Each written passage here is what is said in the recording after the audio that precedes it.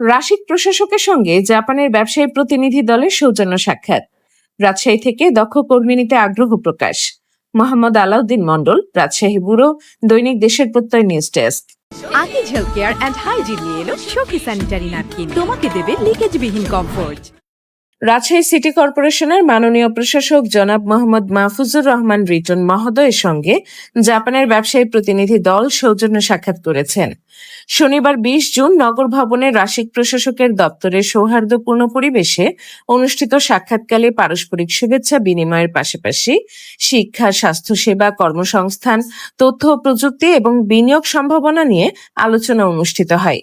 এ সময় বাংলাদেশ সরকারের যথাযথ কর্তৃপক্ষ ও সংশ্লিষ্ট মন্ত্রণালয়ের অনুমোদন সাপেক্ষে এবং প্রচলিত আইন ও বিধিবিধান অনুসরণ করে রাজশাহীর উন্নয়নে জাপানের সঙ্গে কাজ করার আশাবাদ ব্যক্ত করেন রাশিদ প্রশাসক।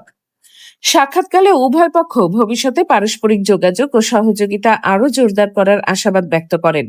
সাক্ষাৎ শেষে জাপানের ব্যবসায়ী প্রতিনিধি দলকে নগর ভবনের কল সেন্টার ও স্কিল ডেভেলপমেন্ট সেন্টার ঘুরে দেখান রাশিদ প্রশাসক। জাপানের প্রতিনিধি দলে ছিলেন জাপান গ্রুপের প্রধান নির্বাহী কর্মকর্তা Kawamoto Yasuhiro, general incorporated association হামিংবার্ডের representative director Yuta Shigamori, Sansan global এজেন্সির প্রধান নির্বাহী কর্মকর্তা Hideki Sakakibara, West Wakama medical ক্লিনিকের এক্সিকিউটিভ ডিরেক্টর ও হ্যান্ডসম ল্যান্ডের প্রধান নির্বাহী কর্মকর্তা সেইজি ইশিমোতো। সঙ্গে ছিলেন রাজশাহী বিশ্ববিদ্যালয়ের মার্কেটিং বিভাগের প্রফেসর আবু সাইদ। আলোচনায় বিশেষভাবে রাজশাহী অঞ্চলের দক্ষ ও সম্ভাবনাময় জনশক্তি নিয়ে আগ্রহ প্রকাশ করেন জাপানের ব্যবসায়ী প্রতিনিধিরা।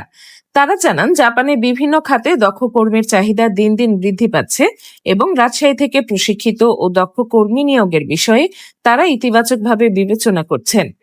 এছাড়া রাজশাহী সিটির সাথে জাপানের 2টি সিটি সিস্টার সিটি সম্পর্ক স্থাপনের বিষয়ে ইতিবাচক আলোচনা করেন।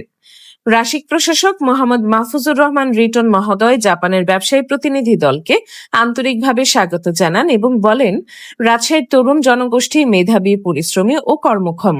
যথাযথ প্রশিক্ষণ ও সুযোগ নিশ্চিত করা গেলে তারা আন্তর্জাতিক অঙ্গনে গুরুত্বপূর্ণ ভূমিকা রাখতে সক্ষম হবে। এ সময় রাশিদ প্রশাসক আরো বলেন, রাজশাহী একটি কৃষি প্রধান অঞ্চল, যেখানে প্রতি বছর বিপুল পরিমাণ আম উৎপাদিত হয়।